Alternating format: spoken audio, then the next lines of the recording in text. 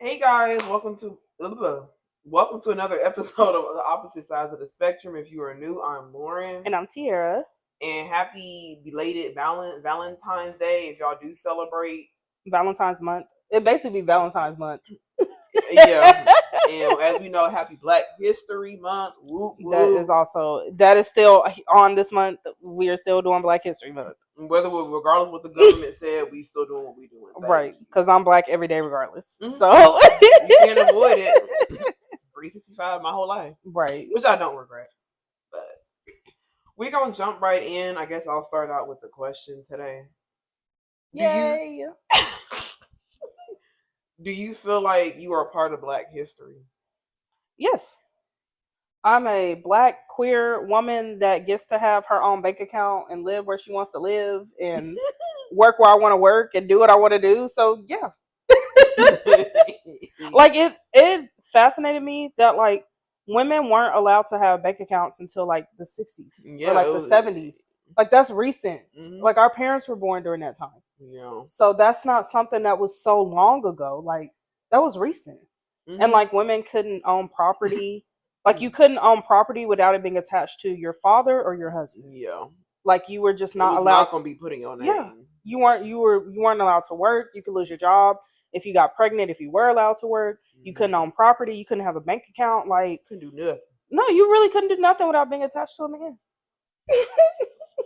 I think I would have just died. Stop it.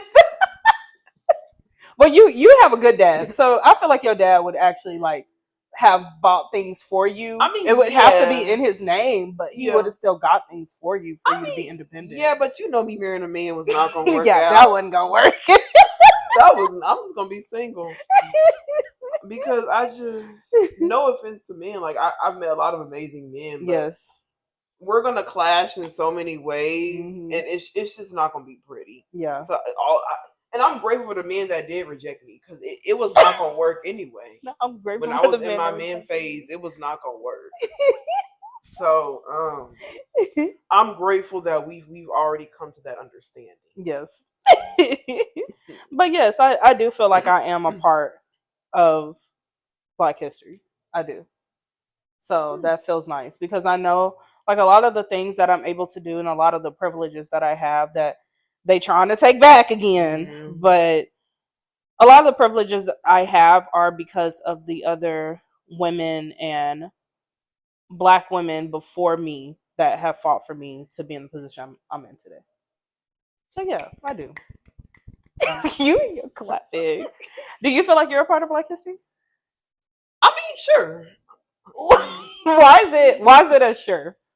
I mean, I'm here on this earth. An egg and a sperm came together, so I'm here. Girl. That's rare too. You know, it's a small window. So yeah, I'm part of history because I'm here by default. But like you are, I feel like we are. Regardless, we're all part of Black history. I mean, we keep it alive. Yeah. We keep it going. So I feel like yes, as a Black lesbian in 2025, it's an interesting experience, and not just because of my queerness and my sexuality, but just being Black. There's always going to be an experience, whether you want one or not. It's always different from what other people experience. Yes, and just since I am part of the DEI stuff in my job, since I've been bored out of my mind looking at videos of just people that are not really given the attention that they deserve or the recognition that they deserve. And there's a lot of amazing people out here who literally pave the way just for us to have lights, trains, patents, hair products. Yeah. So and there are also a lot of women that don't get the recognition for basically building the framework, doing the work for some of the things we enjoy today. So yeah, I do feel like I'm part of history, but I want to be part of a different history, if that makes sense. Like I want to elevate, and I have ideas that I'm ready to start. Yeah. Finally.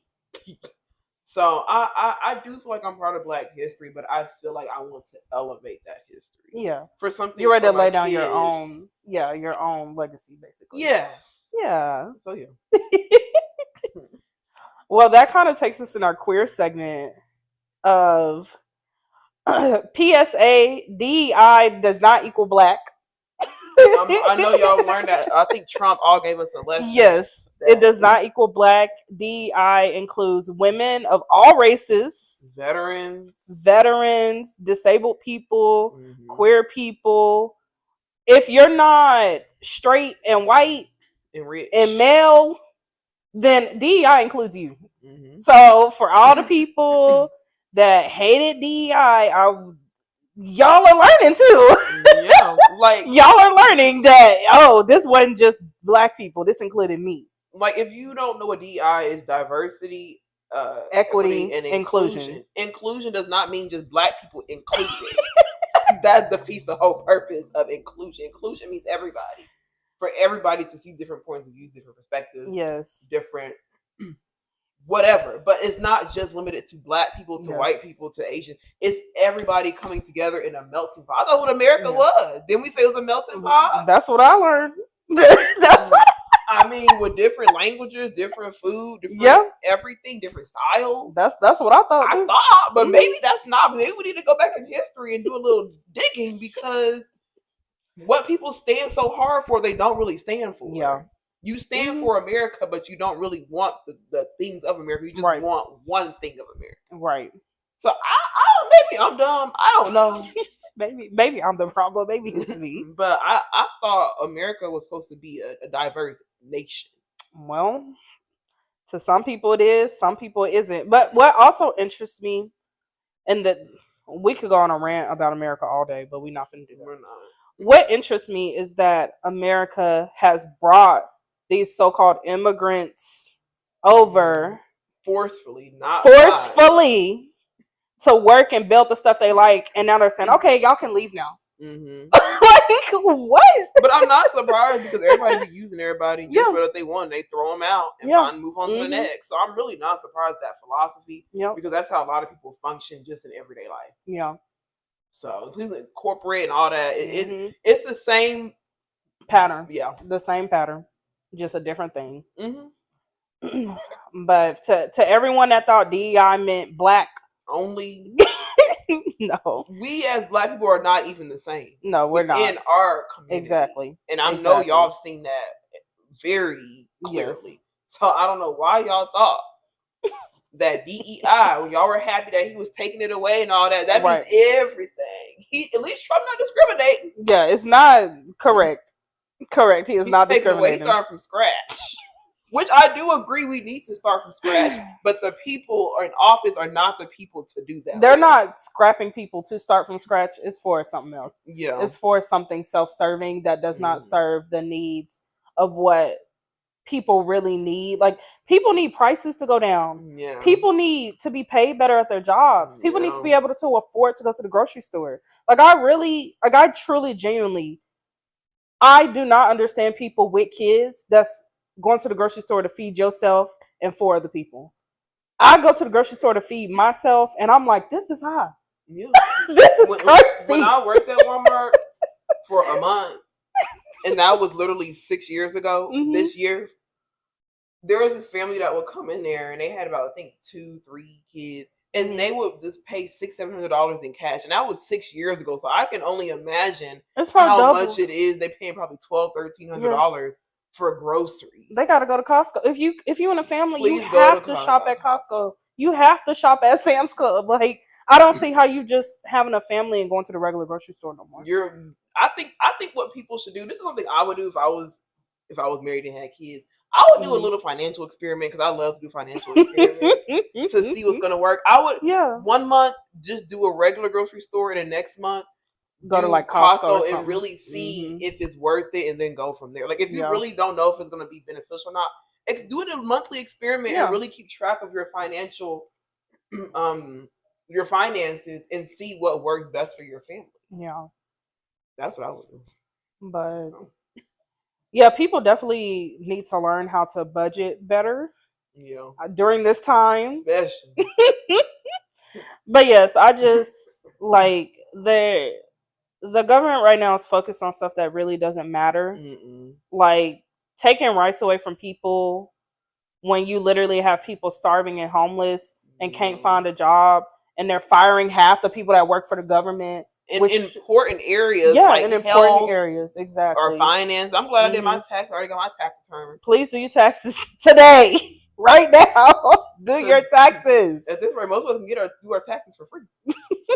Go on the IRS website, and then there's a link. You can just type in IRS. If it's still up. If it's still up. Yes, if it's still up. If it's still working. There's a couple of softwares you can do for free if you make under, I think, 84,000 or 75,000. I know a lot of us make under that. Exactly. So please go on there and do it for free. But yes, this was just a PSA of DEI does not equal black. DEI includes mostly like 90% of the people in America. And I think some people do not realize that. Exactly. What they benefit from. If you are not a rich, white, male, billionaire, millionaire, DEI includes you. Mm-hmm. It includes elderly. It includes people over 60. Like, it includes majority of people. And it blows my mind how so many people voted against themselves. Because they thought they were going to get somebody else. Yeah. Mm-hmm. And it backfired. It sure did. Whew. I'm going to do my dating segment last. Yeah. Well, we can move on to the music. Which we're definitely, if y'all have not seen the music video for Kehlani, and I knew this was going to be the music segment. Okay, it's 2 parts. I think her name is K1. I thought it was 1, but I think it's K1.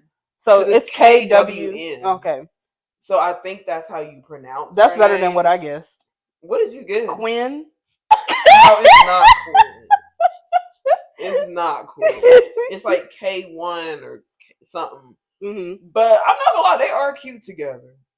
And if y'all looked at the Worst Behavior, which is K1 song that had Kehlani featured on it. Okay, let me start with the video. I love that it was very simple. I love the old school like vehicle and they had in the background. It was black. They had a woman with Shabari. Oh yeah, that was pretty at the end. At the beginning and the end. It was the beginning and the end. Mm-hmm. If y'all looked at the end, like the 2-minute mark and forward, when Kehlani literally grabbed her face, and then they did that in depth, that was a makeout session. That was a makeout session. That wasn't just a little kiss. That wasn't just a little this for the video. I knew when she grabbed that booty. I'm like, oh, she claiming Kehlani because they were literally sucking their faces. Yeah, off. literally, and actually. And her eye, you could just tell she was in it. Like that was not just no little. They probably did like a 1 take. That was definitely 1 take. Because 1,000,000%. You can't tell me. Even if they're not dating, they definitely did something. They definitely did something. And now, if you've seen Kehlani post, she been posting like, "You were coming for me," and I'm like, "You put it out there." That was an announcement. That wasn't just a little feature on the song for the video. That was an announcement. That's her new little boo. That's probably why she had on that other album. They probably been dating.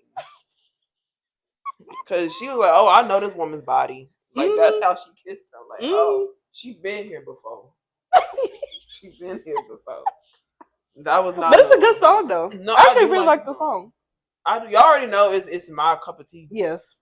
So I was working on my playlist last night. My little playlist for your boo. We'll do the clean version. I gave her 2 songs. She did. I know where to go when I want to add some songs to the playlist. So that was helpful. And then there was another artist. I don't know if y'all know her. Her name is Amari Noel. Like she's not as known. I like that song. But if you looked at the video, oh, we doing some extra stuff in the video. I'm trying to keep it PG-13.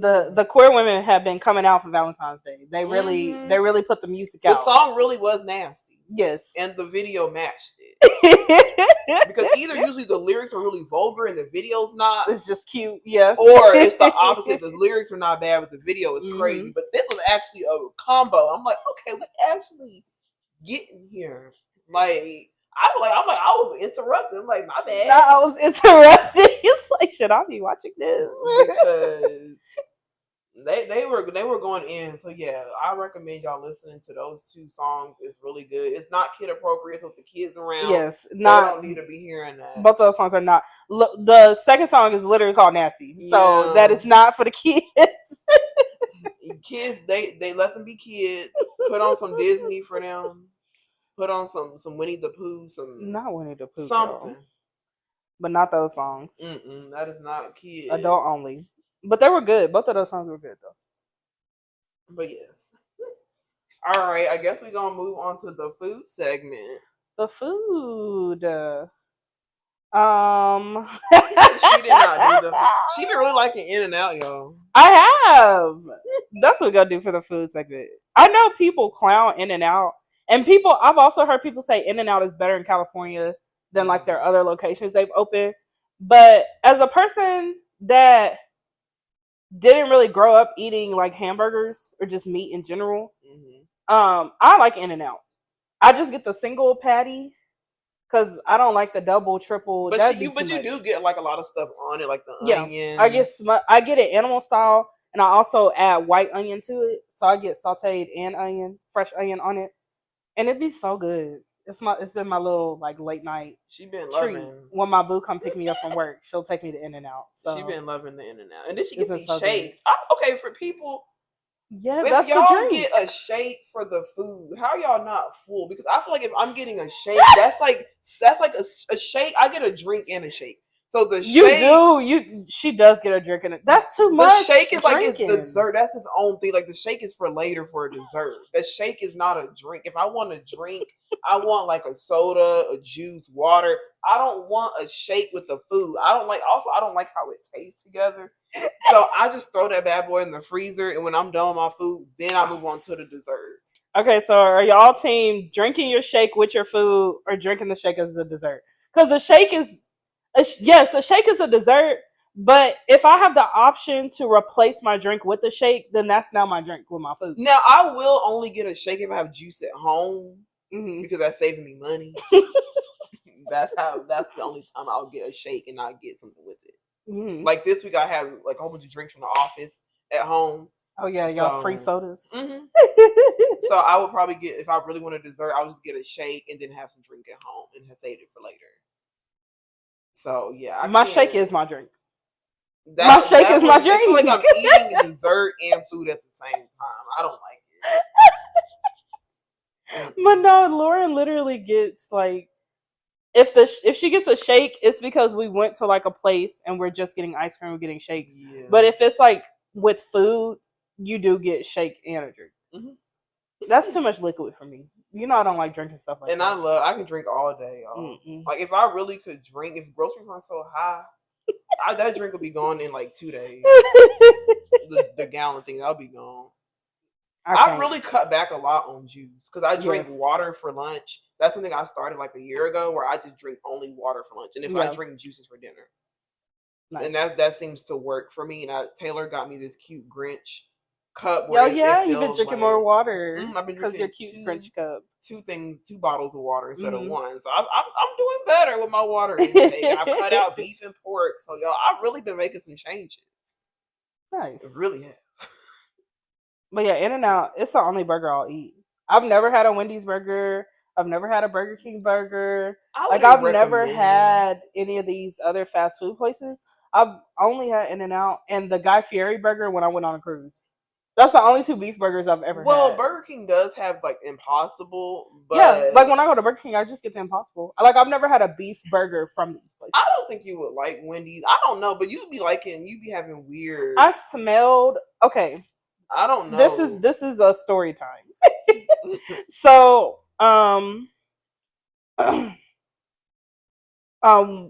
Thursday night, my boo, she comes and picks me up from work. We go to In-N-Out and we go to Wendy's because she wanted Wendy's. She don't like In-N-Out.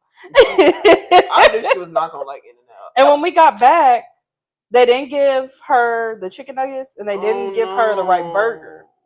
So I went back up to Wendy's. Girl, not you went back. Yes, you I went back. Yeah, I did.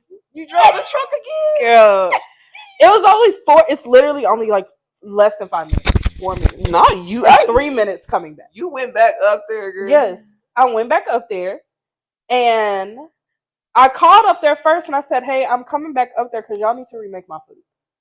And I'm 5 minutes away, so I'll be there in 5 minutes. And I go up there and the lady actually rung the food up wrong too. And I was just like, she doesn't want. Girl, I don't know. Cause you was on the phone. Okay, that's the thing though. She sounded like really like nice and happy about it, and she repeated the order. Y'all said yes. So I'm confused on how they got the order wrong. Exactly. Me too. And then she gives the receipt to one of the people, and they were like, I don't see chicken nuggets on this receipt. And she's like, it's right here. And I'm just like, this how the chicken nuggets got forgot in the first place. This girl didn't look to see. Just, I don't know what y'all doing back here. And then she rang her up for like a double cheeseburger instead of a Baconator. And she was like, well, I'm just going to remake what's on the receipt. And I'm like, well, I'll just buy a Baconator, but I don't want that double cheeseburger. That's not what she wants. That's not what she ordered. So, and I'm also trying to be nice. You work in the food industry. Because, yes, that, and also that particular day when I got off of work, whoever, the kid that was in the drive-thru that day, I don't know if his mom wasn't right, but he messed up a lot of people's orders. So I'm like, I can be sympathetic because I know I messed up a lot of people's orders, drive-thru orders today too. So I'm not trying to get in here and act crazy. Yeah. But they were really starting to tick me off. Like they were. Really, my thing is, if I told you what this is not right, you're still making off the receipt and it's not right. Yeah. So they remade everything and still didn't remake it right. Like they remade the one of the fries. She said she was gonna remake everything. But they remade one of the fries. They remade the nuggets. They remade the Baconator after me fighting them to make it. And they remade the drink in the frosty. I would have requested to speak with the manager. That was the manager. Well, I'm calling corporate. I'm going up and calling I'm like, corporate. Should I call corporate on this? Because I also think about, okay, if this happened to me and I fix the person's order and they still call corporate on me, I know I would be irritated. But I do understand that, yes, she was still going back and forth with me about it, too. That's the difference. It's not like she said, oh, I apologize for making. She was still arguing, still calling you off the receipt that wasn't even correct. Yeah. I know. But I went and I got my boo her correct Wendy's. And the other burger she didn't eat, I just smelled the patty and I wasn't liking how it smelled. I know you're not going to like Wendy's. So I feel like if you're just starting out, Wendy's is not a good place. I would recommend, like, Wendy's is okay, like, if you want to go or something, but if you really want, like, a good I want to try Brahms hamburger. I think the next burger I want to try is Brahms. Brahms is a guilty pleasure of mine. I can't eat it no more because they only do beef patties. Yes, like most places. I do love me some Brahms. The ice cream's really good. Mm-hmm. I like their hamburgers. Okay, so when you go to Brahms, do you get a shake and a drink? Yeah. I'm screaming. Well, I usually get, if I really don't get like a lot of shakes, I just get ice cream. So you get ice cream. Okay. Yeah, I just usually get ice cream, then I'll get like a drink with the right. Now a lot of people love to mix French fries and ice cream. Oh yes, French fries and chocolate shake. Oh, so good. It's so good. I don't know about the chocolate. Oh, it's so good. I know it sounds crazy, but it's delicious. I mean, it's a sweet and savory, so I'm not like shocked that people like that combo. But for me, it has to specifically be a chocolate shake. I don't dip my fries in any flavor. You don't like vanilla or nothing? No, it has to specifically be chocolate. See, for me, if I'm gonna do it, it has to be vanilla. I'm not big on chocolate like that, though. I love me like chocolate ice cream, chocolate shake. I love it. It's so good.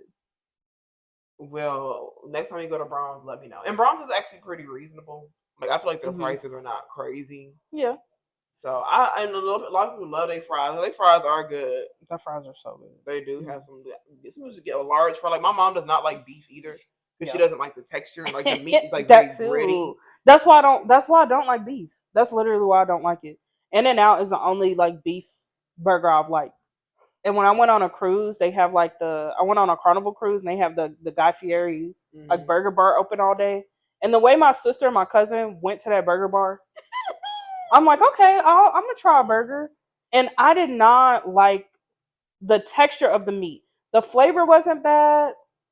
It's just the texture of that meat. I just was not liking it. Yeah, a lot of people don't like the texture of beef. That was not for me. That was not for me. But yeah, that's my my burger segment. Now I'm hungry. Not now, I'm hungry. Well, I guess we're on to the dating segment that you wanted to do last. So we're saving the finale before we get to our topic. This kind of goes into the topic too. So true. The dating segment is called Stankin' Steaks. That's what it's called. Would you like to elaborate? I'll elaborate on. So we're gonna start off with I hope everyone had a good Valentine's Day. Yeah. A good Valentine's Day too if you celebrated it with friends or family. Valentine's is not just exclusive to romantic love. You can do it it's love for your friends, love for your family, love for your kids.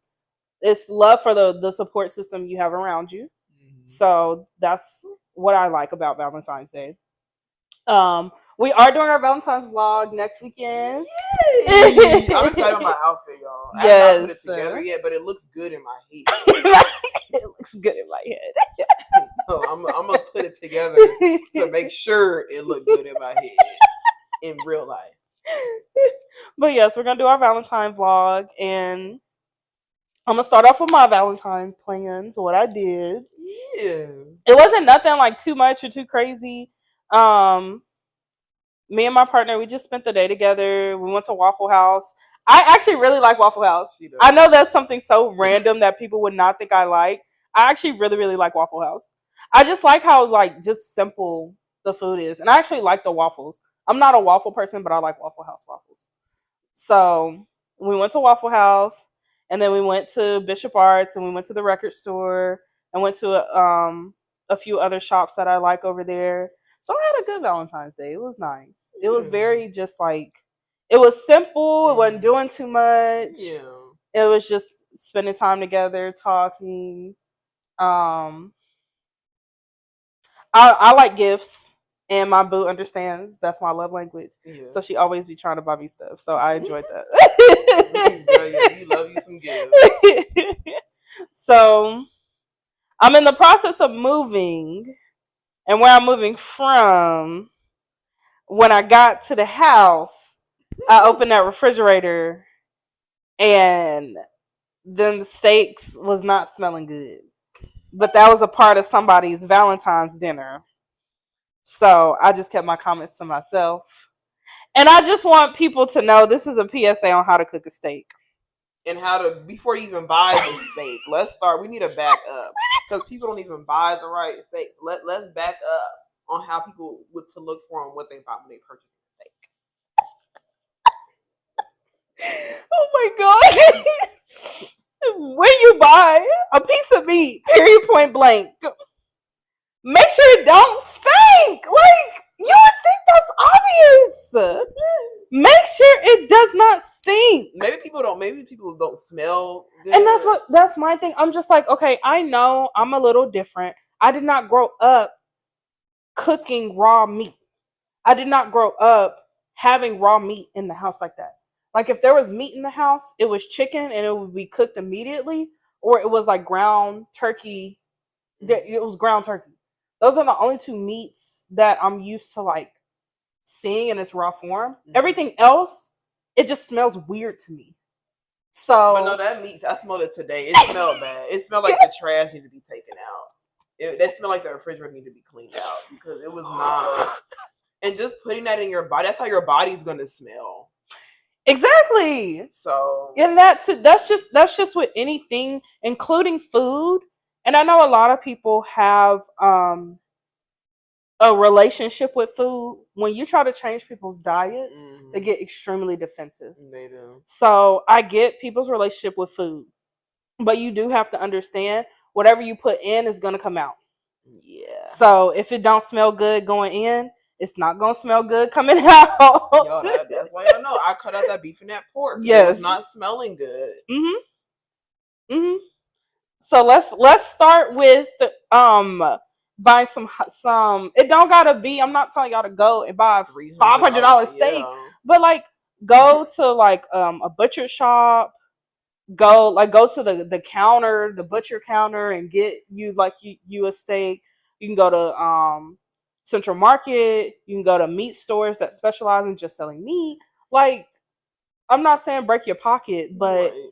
the discount steak for the Valentine's It's a dinner. discounted for a reason. I don't buy discounted meat personally. I don't. I don't.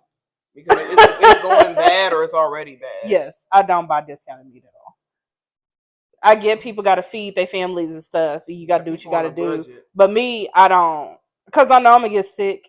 And I know it's just going to. If it smells that bad before I cook it, I'm not going to eat it. But in your right mind, if it smells that bad, I don't think anybody should cook that for kids either. Kids don't need to be eating that. Nobody need to be eating that. All right, we're on step 1. Buy the steak from a reputable source and company. Mm-hmm. That's step 1. Step 2.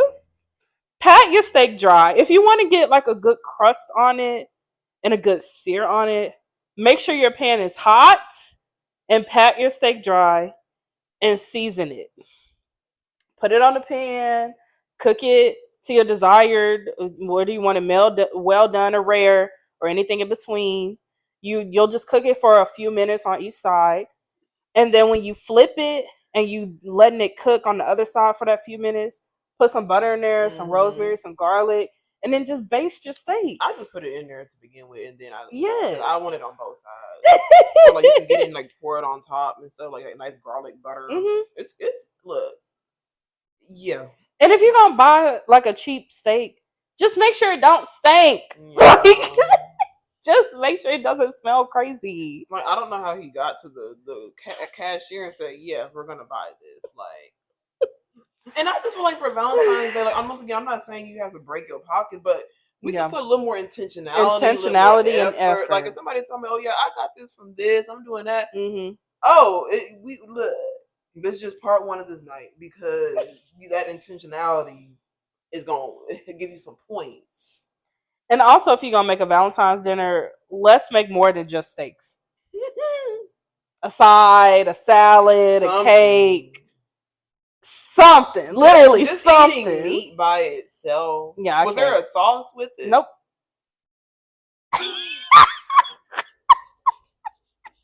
I did see a picture of the steak. And those steaks looked like they were some jumbo. They were so big. That also was a red flag. Like steak should not be that big. It was so big. That was also a red flag. You should not be eating that. Like one steak could have been good for 2 people. Yeah. Like that was way big. Too much meat. Mm-hmm. And I know I've become a lot more health conscious. I've had to. But it just really makes you think about, like Tiara was saying, the relationship you do have with food. Yes. Because that you could have just cut one of those steaks. They could have did like a little steak mashed potato thing I've been seeing that looked really, really good. Cut it in small pieces. Yeah. And it's enough like meat for both people. Have some like salad, some or you could do just like a baked potato. Type of vegetables. Yes. Some asparagus, some greens, some zucchini, something. I mean, I'm going through all the options because you could have asked your boo what kind of vegetables do you like, what type of sides do you like to eat. That also is showing me that you're also intentional about getting to know more about me and what I like to eat, what I like to do. You're not asking no question. Like I like surprises too, but if when it comes to food, I make sure to ask. Yes, I'm not about to waste all that money. Like, oh, I don't like this, or I'm allergic to this. Like. It just shows me that you care about me, that you're cooking something that I am going to personally like. Yes. And women love food. I said women always talking about food. So y'all out there, take notes. Women always hungry. I ain't never met a woman that really not hungry. She always gonna be talking about food. So and she said, well, I like this or I want to try this. Facts. Take a mental note. If you have bad memory, write it down. I keep a note on my boo. I do. I keep a note of everything. And like I get when it's a surprise. And that's something I've been learning with being like in a new relationship of like, I want to do stuff to surprise her, but I also want to make sure the surprise is something she's actually going to like. Right. So like maybe I'll ask questions to kind of see, to gauge where it is, what she likes. But sometimes you just also got to just be direct, and that's okay. Yeah. You can take another opportunity later on to surprise that person. I know people there are people that's like, I just want this to be this big surprise and this and that. But I feel like the surprise element only works if it's something meaningful and something that person is actually going to like enjoy and like. Or another part of the Valentine's Day can be a surprise, just not the food. Yeah, yeah. So I mean, that don't mean it's not gonna be a surprise at all. Just tell me you're gonna cook them a nice dinner, Mm-hmm. so that way they'll already know what they're gonna be. They're gonna be excited. And some women just don't like surprise, and that's hard for me. Like I like surprising people, yes. And a lot of women I like don't like surprises. Okay, but just once again, just take the time to make sure the food is not stinking and their refrigerator. Like if my boo brought some meat that was not smelling good, it's gonna show on my face anyway. I'm gonna smell it as soon as you walk. I'm like, whoa, what's that? What's like, going on? I will even go out of my way. Of course, I'm gonna tell her to throw the meat away. I'll refund her what she paid for it, and I will buy the meat. I think that's a nice solution. Oh my goodness! I'm refunding her the money she bought for it. Doing the Lauren reimbursement. Yeah, and I'm just gonna go get the meat. I'll just cook tonight. Oh my god! I appreciate you bringing it up. I'll just cook it today. That way, you didn't lose no money, and we still got good dinner. It's a win-win. But we taking that trash out because that trash is not staying in that apartment because you gonna smell it the whole night. Yeah, I'm literally like y'all like the new place that I'm in. It's like it's two stories. Yeah, so yes. The trash, the kitchen is downstairs. I sleep upstairs. Yeah, I can smell some of that trash from upstairs, and it be pissing me off. Oh my goodness! I'm like, I gotta take that trash out tomorrow. You got the super nose, the super scent nose. I got the doggy nose. Literally? Literally. The trash smells horrible. Well, at least the dogs understood what you was going through. You understood what the dogs were going through last night. Because I know Luke smelled that. I know he smelled that, and I know Princess smelled that. I'm glad Luke didn't eat that. Because... And then, oh my God. So I don't feed my dogs bones. Yeah, I've even asked Tiara that too. Mm-hmm. Like when I'm in the pet store, like no bones. I don't feed them bones. I don't feed them. And that was a question last night of like, oh, can I give your dog some bones? No, don't get her no bones. But no, I don't feed my dogs bones. Not even the bones that they say are for dogs, because bones do not digest properly, mm-hmm. and they don't digest properly in dogs either. And like, depending on how your dog chews the bone, it can be like little shards and shrapnel of bone, mm-hmm. and it can actually like pierce their stomach, when it goes through their intestinal lining, their throat. Yeah. So like bones are just not good for dogs. If you want like a bone alternative, I've done like freeze dried. My dogs really like freeze dried like turkey necks, yeah. and freeze dried like fish skin. So it still gives them that crunchy thing, but it's safe enough for them to eat, and they're gonna digest it properly. Now Luke still be trying to eat bones. Yes, he loves him. He tried to eat Taylor's. She literally snuck a wing. Yes, tried to steal a bone. Plate. Yes, mm-hmm. He still got some flavor because it still was in his mouth for a little bit. So a second. He got. I think it was either the barbecue or the lemon. Girl, I don't even know what flavor it was. He got something. Mm-hmm. He said, "I'm gonna be included," and he made sure to include himself. So yeah, even though he's not supposed to be eating the bones, he still likes the bones. Mm-hmm. That dog. But yeah, if you wanna do I'm not saying you got to be a professional cook. Right. I'm not saying you got to spend a bunch of money. It's just the thought that counts, and being intentional with whatever you do. I'm not having sex if you cook eating that steak because it's not gonna smell good. I'm sorry. I had to say it. If you want something tonight, we gonna eat something different because now that smell gonna be coming out, and I'm not gonna enjoy it. Sorry, I'm being honest. Oh my gosh, that is hilarious. We all knew it was coming. That is hilarious. Somebody had to say it. Anyway, I hope everybody had a good Valentine's Day. Yeah. Something my boo asked me was, did I have a good Valentine's Day? And I tell her every day feels like Valentine's Day with her. So cute. It really does. So Valentine's Day is not just one day a year. Yeah. That you spend time with your boo, that you love them in their love language, that you buy them gifts, you buy them flowers, you make dinner. Like, be intentional with doing things like that every day to make your partner feel loved. Being in a relationship is a choice, y'all. It's not just a feeling, and I wish it would get through y'all's head. It's a choice, and it is a choice that you choose to do every day, and you choose to work out every day. Mm-hmm.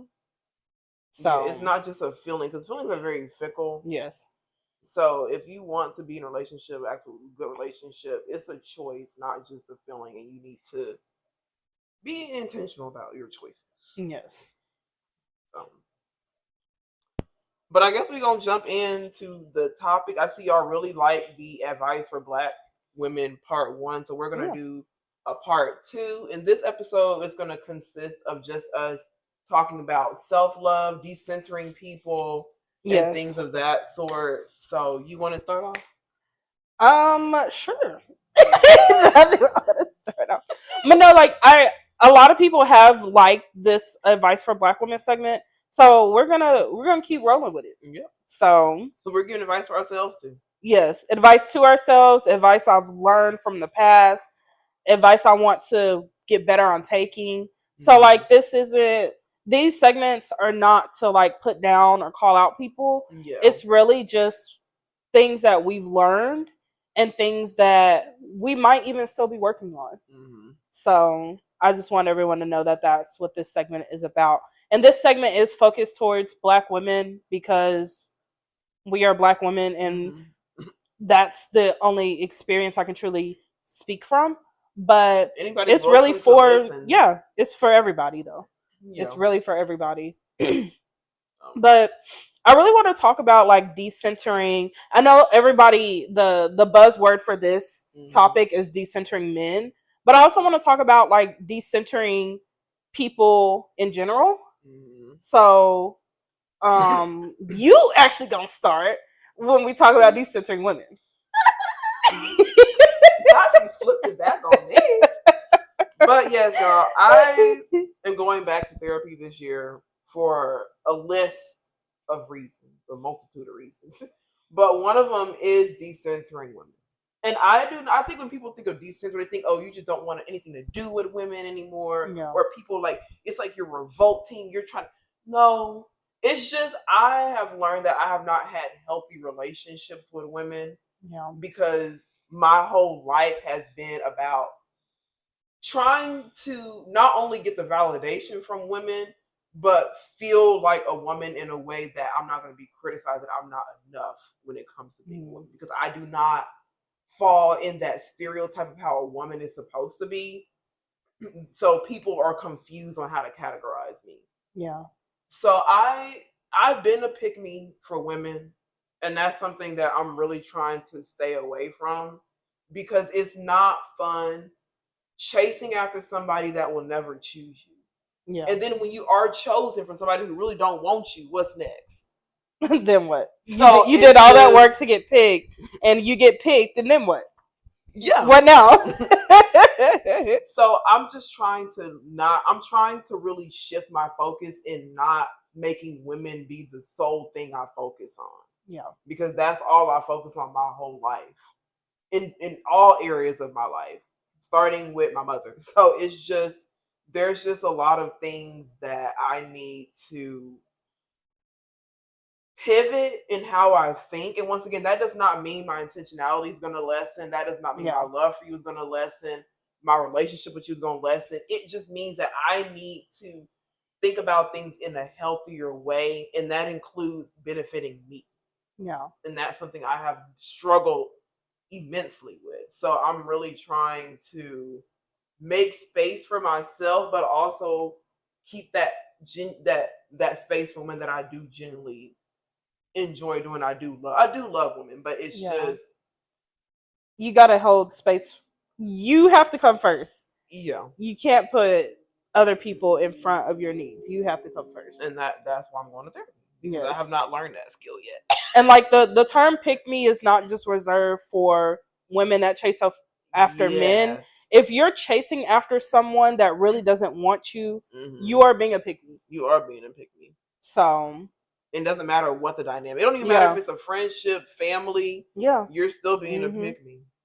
A pick me is not exclusive to one thing.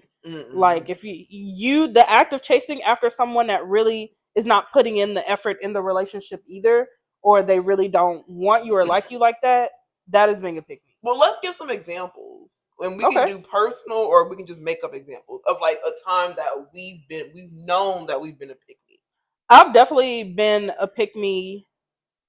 I feel like when I'm a pick me, it's me defending bad behavior that I know is bad behavior, but just because they're my partner or they're a guy that I like or a guy that I'm dating, it's in my mind it's okay, and then I defend that person. But now looking back, I'm just like, yeah, that was silly for me to defend that person for that, because I shouldn't have defended them. For one, it wasn't up to me or my space to have to defend them, like cape for them. So I shouldn't have even been caping for them in the first place. But also, yeah, they were being foul. They were talking to me crazy. They weren't treating me right, but I still defended them because that's my man. So that's definitely some pick me behavior. Yeah. I mean, I can't talk because I've definitely defended stuff that I should not have defended either.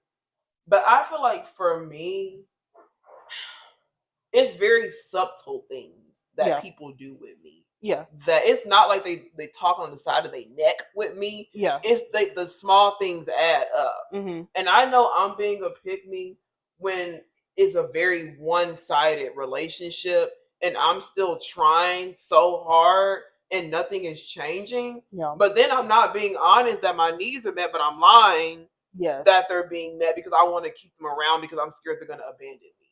Yeah. So that's how I know I'm in a state of where I'm being a pick me, because everything's become so hyper focused about this woman that I will do anything just so she don't leave me. Yeah. And that's something that I'm just like,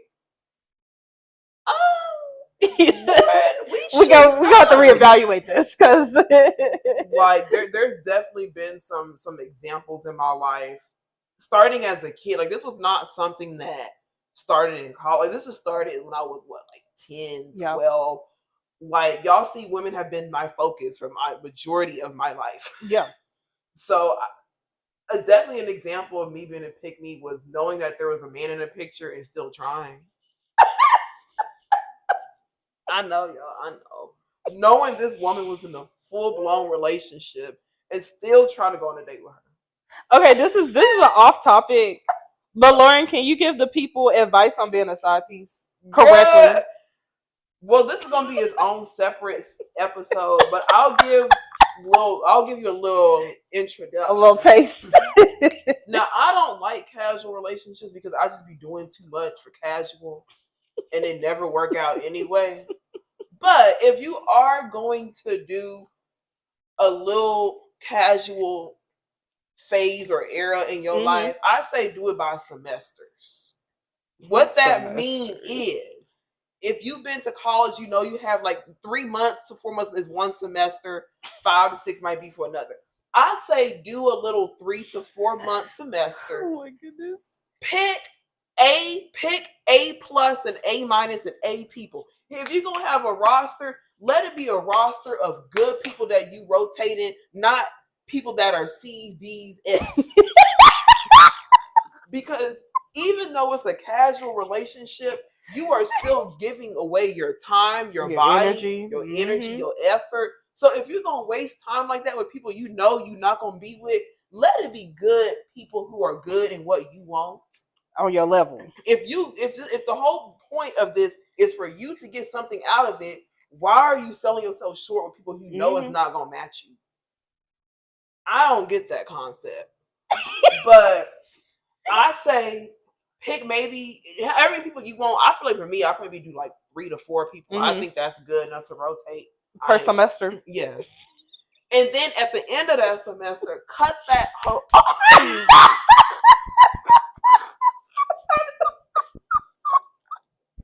cut it off. I am screaming. Cut that relationship off. At the end of the semester, cut the hose off. Correct. Because it's just gonna keep going. Now you're in a whole situationship. Yes. That's not ending. I think that's like, where's the line of this just being fun, casual to situationship? Where's the line? When you really don't want to commit, but you want to do everything that's in a relationship, that's when when you're crossing that line. I don't want to commit, but I like the thing that the person's doing for me, so I'm just going to continue so I can benefit. Right. But so I'm still going to waste their time. Though. Right. That's a situationship. If y'all needed me to define that. I am screaming. It's not for me. The situationships. Situationships are for you, but if you were going to dabble in something casual again, would you feel comfortable doing that? I would only do it if it was sexual. And that's because I want to get better at it. For your semester? Yes. That's I've gone into it knowing I just want to get better. Yes, and there's an end date to it. Yes, and for me, I have to learn something out of a situation for me to feel comfortable doing it. So if I know, basically, not I'm hiring this person, but this is going to be my teacher for a couple of months, and I'm going to graduate and move on. Yes. I have to think of it in that way for me to be okay with doing that. Love it. But for an actual commitment, no. I'm not doing casual. A lot of people don't even know how to handle casual relationships. That is also correct. A lot of people don't. Like a lot of people don't know how to emotionally handle casual. Like we grown, we can do what we want. We can have relationships in any dynamic we want as long as it's consensual between the people you're having relationships with. But if you know you're a person that's like, I want commitment, I want marriage, I want to be in a committed relationship, then yeah, maybe casual isn't for you. Casual isn't for everybody. Yeah. It's just not. Like I can go and have fun with somebody for a week and then never talk to them again. Yeah. I've done it before. And I don't feel bad about it. And nothing wrong with that. I personally would not do that. It takes me too long to get acclimated with the person. One of my coworkers just asked me yesterday. She's like, because she moved on to be like a CS, which is like my special. And she's like, do you miss me being over here? Lord, what was your nice answer? I said, yeah. She said you took too long to answer. Mm-hmm. Lauren did not miss that lady being over there. She cool. Like I think she cool. But I was just like, no. You cool, but I know when it comes to jobs, not to get comfortable. Yes. So I try my best not to get comfortable with people at work because that could be my manager tomorrow. Yeah, that could be your manager. They could leave departments. They could switch departments. So yeah, I try not to get a close knitted relationship with people because once you do that and they leave, it's kind of sad. It's just like I'm going to work for my check and I'm going home. Mm-hmm. So. But yes, but I also will say too, if you're gonna do casual, regardless of what you're doing, casual or not, have the conversations about what your true intentions are. Because if you want to be in a relationship and you see that person is not wanting the same thing, don't go into that situation because it's not you're gonna get the short end of the stick every time. Mm-hmm. I feel like people think casual doesn't mean we have conversations. Doesn't mean you respect my boundaries. It still means those things. Like, just because it's a casual relationship doesn't mean you avoid conversations. Right. You need to have more. Because are you having sex with other people? Yeah. And that too, get constantly tested and check in like, hey, are you having sex with other people? Yeah. Even if they're not, still get tested. Because people be lying too much for that nowadays. Too much. So look at body language. If you see like, hey, I really just want casual sex. Or I just want a casual companion right now. I don't want commitment because casual is not just sex either. Yeah. But if you see that person, their body language is kind of like that they disappointed. So just sometimes you got to be the person. Say, this is not going to work. And I think a lot of us we don't want to do that because either we like what we have with this person, or we want to explore and try this person so bad that we're just going to lie to get what we want, and now we trapped in a situation we didn't want to be in. My last casual relationship was with a guy that was he was really nice and really sweet, and the sex was good. It was great, but I had then tricked myself into thinking that was enough for me. Mm-hmm. And it's something that lasted for like a year. It lasted for a while, but I also was not being realistic about what the future would look like. And I'm just like, I'm not a person that wants to be married, But I am a person that, like, if I'm dating somebody, then I don't want to feel like I'm their parent or their caretaker, or like I'm taking care of them. Mm-hmm. And like, if you don't have a job, if you don't have the basic adult starter pack of, if you're not a self-sufficient person, I'm just gonna feel like I'm taking care of you.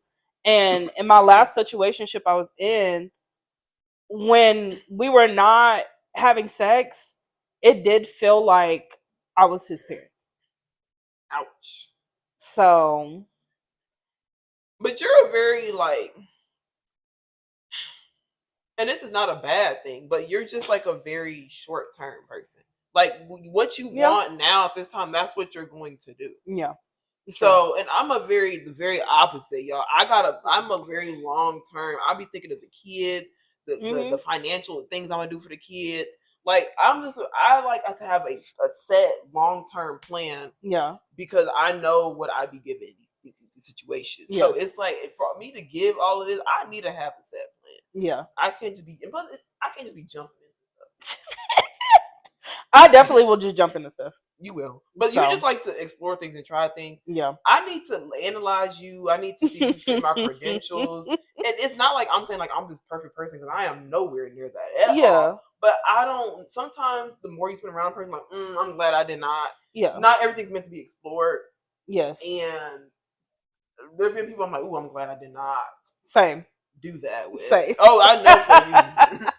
There's been a couple of people like that where it's like, initially I'm like, okay, I kind of like this person, but I didn't really like let that person know I liked them. I just kept observing.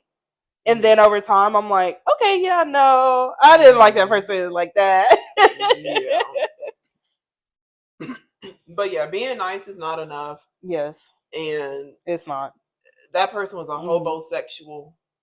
Definitely. 100% a hobosexual. Because some people really just use their skills to survive. Yes. Not necessarily because, and I'm not saying that he didn't like you. Like, I think he did genuinely like you. I do too. Girl, you were just too far gone for me and Devin to talk some sense. Hey Devin, if you listen. So, and no, like, and that really, like, it also showed me that it's important to have standards of the people that you date and the people that you just let come into your life. Like, even with friendships, it's just important to have standards, because if you don't have standards, then you're just opening a door for any and everybody. And love is not enough. Being nice is not enough. Sex is not enough. Yeah, sex is not enough. Like, there are these things that I feel like people base while they're with a person. They're like, oh, well, they're nice to me. Okay, what else? Like, what else? I think you gotta dig a little deeper on what this person's actually contributing in your life. Yes. Because a lot of people just want to be stuck on the superficial thing, but we gotta dig a little deeper. Too many people don't want to dig deep, and I like to do that. Yes, she do. So, just note to self, I like to ask those questions. And I'm not trying to be invasive, but there's just certain things I feel like, okay, I should know this about you. And if you want to say you commit to me, but you can't be vulnerable and honest with me, that's not going to work. Yeah. So, yeah, I know we tapped into something, but yeah, that's my credentials and my standards on a situationship. But I forgot. We just going on a rant now. But we were talking about being a pick-me. Okay, yes. And I was giving an example of... Oh, for women, men. There's a time I remember being a pick-me, like, in a friendship. So I used to be friends. I had a friendship that lasted from middle school to like my first year after I graduated culinary school. And I feel like for me being friends with her, for one, I did like her, but I didn't know I liked her at that time in my life. Like, when I think about it now, I'm just like, oh yeah, I definitely liked her too. So that was one element, one layer of it. But also, there were things that I should have not tolerated in that friendship that I tolerated, because I'm like, well, this is my friend, so I guess like this is okay. And when you're rationalizing people treating you bad with, well, this is my friend, well, this is my boyfriend, well, this is my girlfriend, well, this is this person to me, like that is very, very unhealthy. Like, it doesn't matter the dynamic you have with that person. If they're doing something that you don't like or makes you uncomfortable, when you begin to rationalize it with this is my whoever, that's already step one of, okay, I know this person should not be doing this, but I'm only letting them do it because of the title that they have in my life. That's definitely a good sign of being a pick-me. Yeah. But yeah, I think we've all been pick-me's in friendships. I'm trying to think.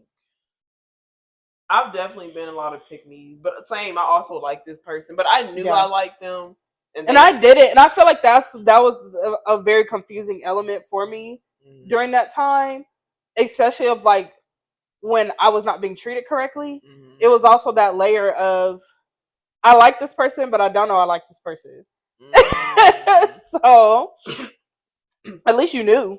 See, that's the thing with me. It's not me rationalizing so much as it is just letting them do it. I think I rationalize. I'm really bad. I was really bad about rationalizing the reason why people would do bad things to me. I knew why they did bad things, because they just wanted to use me. But it's just, once again, I think that's why I went to therapy, y'all, for having a lot of abandonment issues in certain aspects and having like a lot of traumatic experiences that I didn't realize was very traumatic. Yeah. I think it's just one of those things where it's like, I know they're not good for me, but I want them so bad because I want to try to change them and fix them. That I'll let this go.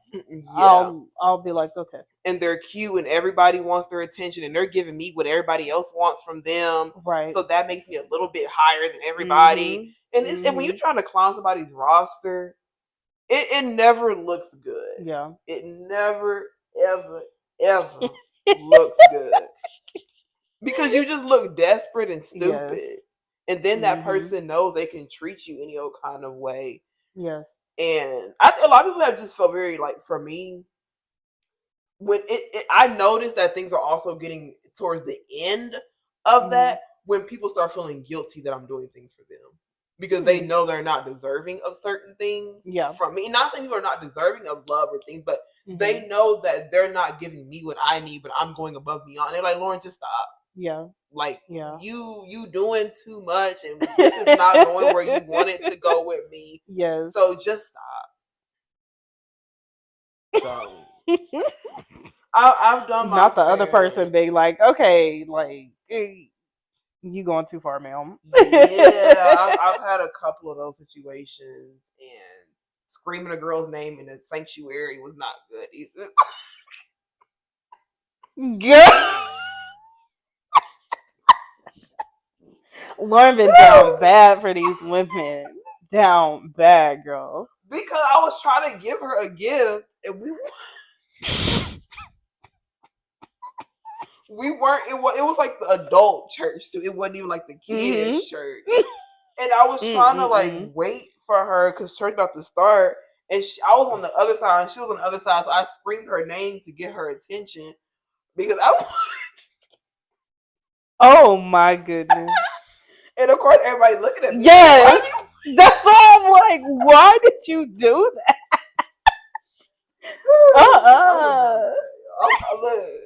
I've improved a lot. I've come a long way. Lauren give good little gifts to little sides. Oh, the little. Don't do that either, y'all. She be giving good gifts. Well, if I did it for the sides, just think what I could do for you to actually make. Oh my goodness. Oh my gosh. But yeah. Just folk, make sure you're not.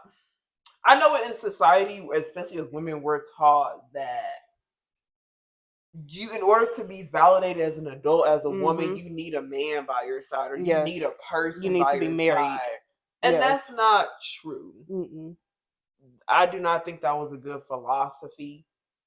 And I know we're still being taught that, Yeah. unfortunately. And we don't say this just as queer people. Yeah. We say this as like just putting anybody or anything above yourself is not, for me personally, it's not healthy and good for my self-love to put something or someone above me.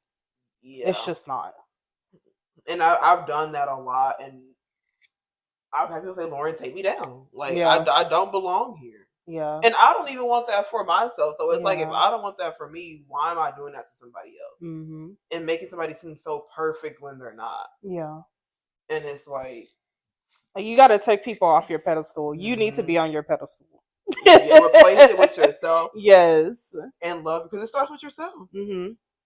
How are you centering somebody when you don't center yourself? Yes. In knowing what you need and what you want. Because every Yes. time you center a person, all their needs and wants become your desires. Yes. But what are your desires outside Mm-hmm. of that person? And then when you leave a person, you're confused, even more confused on who you are as a person. Because everything was about that person down to a T, to what you dressed and how you acted, that you don't even know who you are. Yes.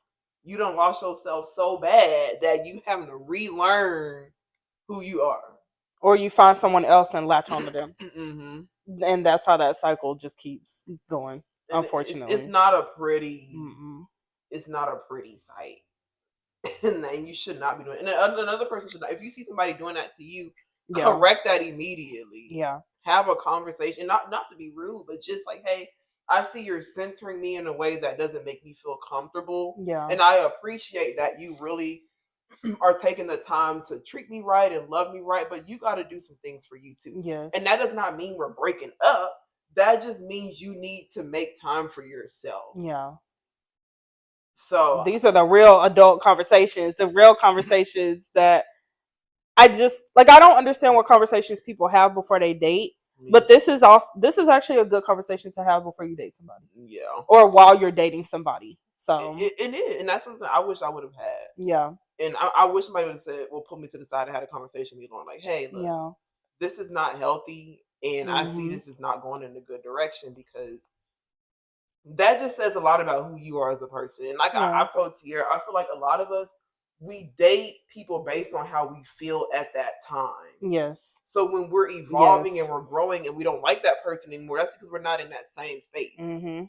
But that person still wants us in that same space. That's what attracted us to that person. Yeah. So it's just, I think when you're decentering too, sometimes it's good to look on why I like the people I liked.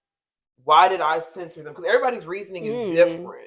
Yeah. On why we chose to do that. So I think it's good to have not only conversations with the people, but with yourself. And sometimes those are the hardest conversations to have, because only you can change you. Nobody can change you. Having conversations with myself about the things I wanted to change, mainly with how people treat me and the type of people I let in my life, have been some of the hardest conversations, because then I've asked myself the question of, why did I let people treat me this way? And that's a very, very, very hard thing to like kind of break down. Yeah, that's not a fun question. And then also when you start actually doing the work on yourself, it leads you into another problem. And it's just like, and I don't say that like for you to not do it, but you start seeing how everything's intertwined and why you do certain things. Yes. And it's like, oh, I didn't know it was this bad.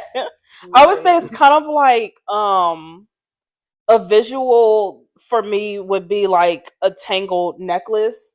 Like at first it's like, okay, maybe if I just do it this way, it's gonna untangle. But then as you start trying to untangle it, it tangles in a different spot and it tangles in this spot, and then it just gets to a point where it's like, okay, maybe there were some other things that was connected to this that has now snowballed into this of why I do this or why I act like this. So again, therapy is a good tool to use to detangle things, but I think having those hard, honest conversations with yourself also helps detangle things as well, because you can't live in denial with some things that have happened and the way you have let people treat you in your life.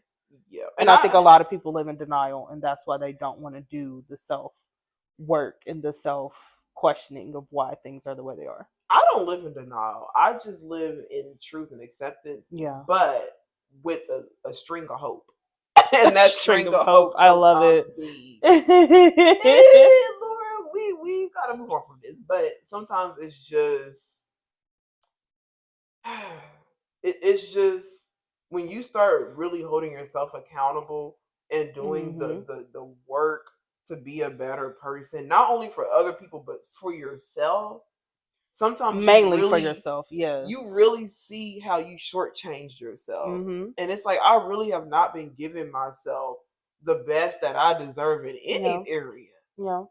And it's like it's kind of hurtful sometimes. Yeah. It's really hurtful. It's kind of sad. It's yes. just like because that's something I've really been trying to do better with this year in terms of like the self-love component of giving myself that advice of like how you treat other people, you don't treat yourself. Yeah. And it's like you look at the things that you do for other people as a chore when it comes to yourself. Yeah. And we gotta work on that, Lauren. We gotta work on that self-love, because if you keep going out like this, child.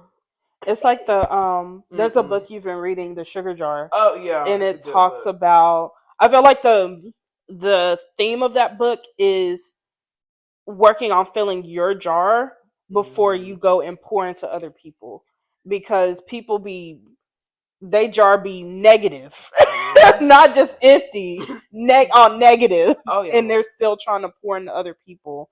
And it's like you can't really effectively pour into other people unless you've poured into yourself. And I feel like pouring out of an empty jar is what causes bitterness and resentment over time.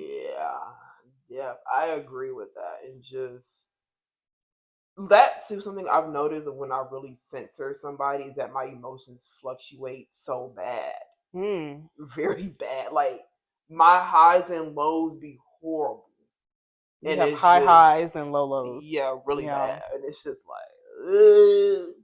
We're gonna also work on that. We're gonna work on this.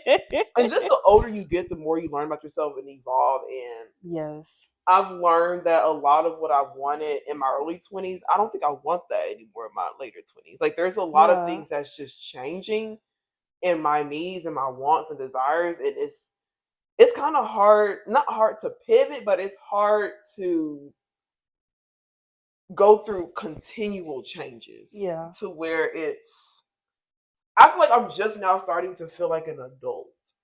Interesting. In terms of like what actually giving myself what I want and not trying to live in the mindset of how other people perceive me and what I would do versus what I would like that conversation I had with someone a week or two ago that was not great. And them saying, I think I know you well enough to know what you would and wouldn't do. I don't think you do. Yeah. There's certain things that you don't know about me that other people know a lot better, and I just met them 2 minutes ago. Yeah. And it's just one of those interesting things of just I'm really starting like, okay, Lauren, I'm an adult. Like I'm not a kid. And sometimes I feel like I still function from a childlike mindset in terms of how other people see me. Yeah. I'm still that child. I'm still trying to be that child version for these other women and stuff. And it's just like, that's not me. That's not you anymore. And if they see me out and I'm doing something that they wouldn't think I do and they're mad about it, oh well. Yeah. Like I gotta start. I'm finally getting out of that mindset of just, oh, you're such a good, innocent person who did this and da da da da. You don't know a thing about me. A thing. And it's just hard, especially from like a religious standpoint, from an experience standpoint of just having a lot of trauma when it comes to women and really trying to not just put a Band-Aid on it, but actually fix it. Yeah. And get to the root of the problem. Yes, rebranding. I hate that word. I use it in my job all the time. But in this situation, that word is true. Of you constantly rebranding yourself of how you want people to see you. And I'm trying to not rebrand myself in a way that I'm doing it because of other people, but I'm doing it for me and what I need and what I want. Life is too short to be living it for other people. Yeah, so because when you live your life for other people, and this is in any dynamic you have with people, if you're living your life for them, you have to ask yourself, I'm going through all this stress and trouble to live my life so this person perceives me a certain way, but would they go through this same trouble for me? Nope. And most of the time the answer is no. I would, but I know it's a no. He said I would. Depending on what it is. I'm not jumping off a cliff. But yeah, like I and that's something that I've had to work on with myself, of not living my life for other people, or not really caring how people perceive me, but just living my life in the way that feels comfortable for me and feels good for me at what I need in that time of my life. But I feel like you've done pretty good with that. Yeah. Even though some decisions have not been the best, I think you've always made yourself a priority. Yeah. In what you want and achieve that. And I respect that. Yeah. That's one thing I do love about you. If you want something, you're gonna get. Yeah. If you say you're gonna do something, you're gonna do it. I wish I could. I'm trying to shift that mindset in my business. Yeah. Because sometimes I get so scared I'm gonna fail that I don't do it. But in my personal life, I'm very comfortable like taking risks and taking chances. I took risks all last year. I don't think I'm doing that. She I tried to be Tiara for a year, y'all. No, we going back. Oh my god! I tried the risk taking. I'm like, let me try to see. I made a lot of decisions last year. I'm like, well, I'm not doing this again. This is not for me. I tried something different. I'm going back to it works. But I love that you at least tried it. I know it didn't work, but I love that you tried. I'm just like, oh no. This is why everybody their own person, because yes. But I mean, I'm gonna kill it. Let me see. Let me try something. Let me do the little risk taking. I still need some calculated. I can do the risk, but it got to be calculated. Calculated risk, yes. We got to move a little slow for Lauren need her calculations first. Yeah. I'm a very slow person. Yes. In a lot of areas of my life, I eat slow. I make decisions kind of slow. But I call my friends old people because Lauren and Devin, they are both like 60-year-old people. Oh my god. Literally. It be cracking me up, but I love it though. But no, y'all have to think and have a plan before you act. Yeah. I can just be doing stuff. Mm-hmm. And I've been trying to reel that back of like setting out a plan to do things before I do stuff, but Lauren literally has to have a plan. And I need to stick to that plan. If I say I'm going to do something, that plan is not changing. It's set in stone. It's locked with no key. Unless an emergency comes up or something. If we doing this is what we doing. This is what we doing. Correct. That's how Lauren roll. If there's a change, I'll be irritated. Irritated. I'm trying to do better. Irritated is the word if there's a change. Capital I. Capitalize all the letters in irritated. Okay, I'm trying to do better with embracing the change. But if we set a plan that we were going to do this, that's what I already set my mind on. Now I got to reset my mind. Reset my mind. Oh my goodness. But I'm trying to do better. You think we gon' I feel like you've improved like 10%. Ouch. I respect your honesty though. That's better than 0. Anything better than negative 0. Mm-hmm. Anything better than negative 0. But like it's been 10%. It's been a little bit. That is better than nothing. So I'll take it. I'll take it. It used to be worse than this. Yes. Mm-hmm. But no, like I'm not mad at that. Like, and I want to do better with like having structure and having plans in my life for certain things. Mm-hmm. So I do want to get better at that. I feel like everything comes with balance. Like too much of anything is not a good thing. Yeah. So I'm not saying go out and just go with the wind and don't have a plan. But at the same time, if you have a plan and don't go to plan or the plan changes, I don't think it's the end of the world. I agree. Yeah. And all my friends are the opposite of me. I like it like that. Y'all are very free-spirited people. if there's a plan, that does not mean it's gonna stick. Mm-hmm. And that's something I've had to just accept about y'all. And once again, like I'm very open. I'm a very not type A person, but I'm very strict on certain things. Yes. So I think it's a good balance Mm-hmm. to have friends that are more open and more, well, let's do this today instead of trying to do just Yeah. this and this and this. So, or if it'll teach me to do better with, being more spontaneous and being more open to things. Yes. And giving myself that space to be more open. So I do love that about my friends. I do, but sometimes I'm not gonna lie, it's just like, why can't we stick to the plan we agreed to initially? Okay, last night, so when we plan to record today, I asked Lauren, is it okay if she helped me move today? And I asked her if it was okay because it's not something we had planned to do because we only plan to record today. Oh. So that's why I was asking to make sure. And I asked her, why did she ask that? You did? I'm like, why did you ask that? Because I know how Lauren, she likes to stick to her plans. So. But I knew you were moving, so yeah. That's fine. That's why I feel like I'm willing to compromise. Mm-hmm. I try my best to make sure that, okay, if there needs to be a change, then I will compromise for that. I'm not somebody to where I'm everything about me. Right. But if it's certain things where it's just like, I'm working on my temper with certain things in my mood. Because sometimes my moodiness be wanting to come out. Mm-hmm. But I'll be trying to keep her in. Mm-hmm. I love my friend. I really do. And love means loving the moody Lauren.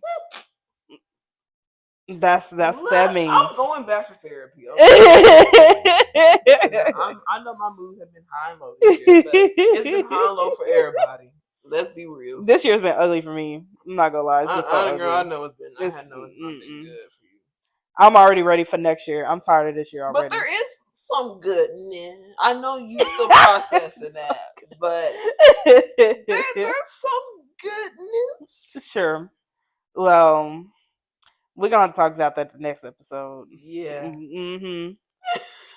But I would say I know this was like a rant, but I would say today my advice for Black women is center yourself. Mm-hmm. And I know it's been a lot of talk of that online, of decentering men and center yourself, but I really do think it's important that we do center ourselves because a lot of things that we do in life, even our jobs or just going out and dealing with people, nothing is really centered for us or to be empathetic towards us. So we got to start with ourselves when it comes to building a safe space. Yes. And that's something I've really been working on of especially with everything going on in the world, it does give me an anxiety, and my anxiety's been really, really high all this year. But I'm the only thing I can do to protect myself is just really just center myself and focus on myself. And yes, I am in a relationship, but I still come first. So that'll be my advice. And you touched on it, but also decenter yourself in your career too. And we know as Black women, we love to be very successful. There's nothing wrong with being successful. But when you start to once again center everything to where your whole life just becomes so fixated on career, on appeasing other people, on maintaining this pedestal that people have put you on, it can become very toxic very quickly. Yeah. So that would be my advice, not just decentering people, but decentering things that do not align to what is best for you at that time. Yeah. And understanding it's okay to pivot and change. Because we always think that we've been doing this for so long, I'm scared of the unknown. And yes, the unknown is scary and it's terrifying, but sometimes it's worth that risk. Yes. It's worth taking another chance and opportunity that aligns to where you are at that time in your life. So decenter the careers, decenter people, and focus on centering what aligns with you. And it's okay for things to change, because things will change. Change is the inevitable. Literally. But we can change things that we have control, and that it shifts our Yes. mindset too. Yes. So We have full control over how we think about situations and how we see certain situations. Yes, we don't have control over things that happen, but we definitely have control over our perspective. yes. So, So don't think decentering just means you hate people and don't love yeah. people, Yeah. and don't think that self-love means you can't be with somebody or whatever, but understand that you come first, and that does not mean you don't prioritize people. But I think a lot of us, we're so depleted and so tired Yes. because we don't Yes. even have the energy to begin with, especially as Black women. Mm. we we don't have the energy to give ourselves what we need, but we're turning around asking somebody what they need. Yes. And And giving it's them what they like, need when we can't give mm-hmm, ourselves what we need. mm-hmm. So it's like a quick turnaround. Like, Yeah.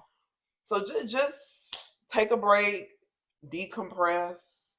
We need to have better coping mechanisms, better Yes. stress management um, skills and tactics, and whatever word you want to call it. But just focus on yourself and ask yourself what she needs, because she's been talking to you.